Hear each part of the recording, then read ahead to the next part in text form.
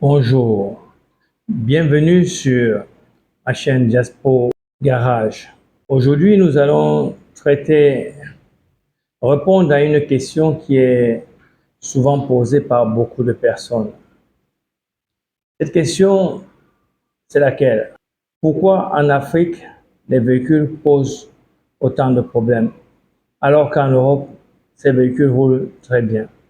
Pour répondre à cette question, nous allons d'abord écouter ce générique.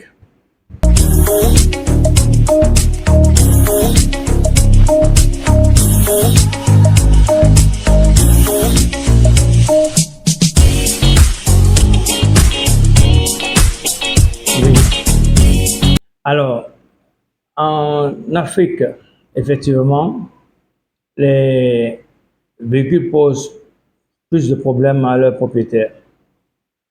Pour une seule raison, une mauvaise prise en charge de l'entretien de ces véhicules. En Europe, lorsque vous avez un véhicule, il est suivi par un garage qui va réviser essentiellement votre véhicule en s'appuyant sur les préconisations du constructeur de la marque. Et tout ce qui va être fait sur votre véhicule sera mis dans un carnet d'entretien, qui est comme un carnet de santé pour les humains. Et votre véhicule sera ainsi suivi. Là où le constructeur préconise une vidange à 10 000 km, il vous dit que pour la vidange de votre moteur, il vous faut une huile dite 5W40 et classée par exemple en ACA, classée B3. C'est ce qui va être mis dans votre moteur parce que c'est ce qu'il faut pour votre moteur. Alors qu'en Afrique, lorsqu'on veut faire votre vidange, c'est souvent vous-même, automobiliste, propriétaire du véhicule, qui allez à la station choisir votre huile sans aucune connaissance. Même quand vous allez dans les stations de grandes marques, souvent, même ceux qui sont chargés de vidanger, ils ne sont que des vidangeurs parfois, mais ils ne sont pas des conseillers techniques. Alors que normalement, ils devraient être des conseillers techniques. C'est-à-dire consulter la fiche technique de votre véhicule pour vous dire quelle huile pour votre moteur. En effet, tous les moteurs ne prennent pas la même huile. Les constructeurs ont beaucoup évolué dans leur motorisation. Plus on monte en performance, plus l'huile doit répondre aux exigences de ce moteur. Or, tous ces véhicules roulent en Afrique, souvent sans respecter cela. Voilà pourquoi souvent votre moteur peut lâcher à tout moment lorsque vous ne respectez pas cette exigence-là. C'est un problème de révision que j'ai évoqué. Mais il y a aussi un autre problème qui fait que vos véhicules posent aussi beaucoup de problèmes en Afrique. C'est le problème du carburant. Le carburant, souvent, n'est pas adapté parce que les véhicules à essence depuis 1993 en Europe sont dotés d'un catalyseur et ne peuvent rouler qu'avec un carburant sans plomb pour éviter de rejeter les particules épaisses dans le catalyseur et le boucher prématurément. Mais en Afrique, souvent, il n'y a pas le carburant sans plomb. Souvent, il y a beaucoup de stations qui n'ont pas le carburant sans plomb. Et lorsqu'il vous faut du carburant, super, communément appelé ici, vous allez le mettre et vous allez prématurer ainsi l'usure de votre catalyseur. Il va se boucher.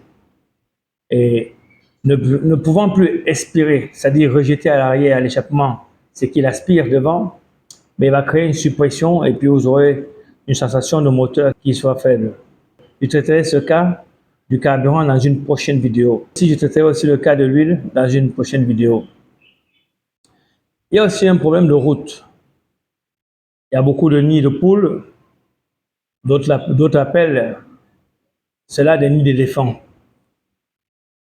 Mais les véhicules de suspension sont trop sollicités en Afrique, effectivement. Donc, ce qui fait qu'il y a beaucoup d'usure au niveau des rotules, des jeux qui se créent. Mais ça, Un garagiste compétent, bien avisé, peut déceler tout jeu et remplacer, mais sauf que vous aurez à remplacer fréquemment vos rotules, vos bras, ainsi de suite. Ça aussi, je traiterai aussi ce cas dans une prochaine vidéo où on ira en profondeur. Là, je réponds juste à la question, à savoir pourquoi les véhicules posent tant de problèmes en Afrique. En effet, face à tout ce que je vous ai expliqué, les véhicules, effectivement, peuvent poser beaucoup de problèmes en Afrique parce que la prise en charge en Europe n'est pas la même qu'en Afrique. Sur le plan technique, il y a beaucoup de choses encore à faire pour pouvoir faire rouler ces véhicules ici durablement. Mais il y a toujours une solution à toute chose. Il y a toujours moyen d'adapter son véhicule à l'environnement auquel il roule. C'est-à-dire en Afrique, nous avons les réalités africaines qui sont que nos stations de carburant, souvent, le carburant qui sort de ces cuves sont souvent remplis d'humidité. Et lorsqu'il y a l'humidité dans le carburant, vous pouvez comprendre que les injecteurs diesel, qui sont aussi sensibles, risquent de se gripper. Je traiterai ce cas dans une prochaine vidéo. Il y a aussi un autre phénomène qu'on rencontre ici en Afrique, c'est que lorsqu'un véhicule arrive nouvellement d'Europe vers l'Afrique, ici ils ont tendance à supprimer le thermostat, disant que le thermostat n'a rien à faire dans les moteurs en Afrique. Ils suppriment aussi le liquide de refroidissement, disant que le liquide de refroidissement c'est pour l'hiver. Mais ce qu'ils oublient souvent, c'est que dans le liquide de refroidissement, il y a de l'anti-rouille, par exemple, qui pourrait empêcher au cylindre de rouiller. Ça aussi, j'irai en profondeur. Dans une prochaine vidéo, je vous parlerai des bienfaits du thermostat et du liquide de refroidissement dans un moteur. Ce qui va favoriser la combustion, ce qui va diminuer votre consommation, ce sont ces éléments-là. Entre autres, il n'y a pas que cela, mais ils contribuent. Je crois avoir répondu à votre question, à savoir pourquoi les véhicules en Afrique ont beaucoup de problèmes.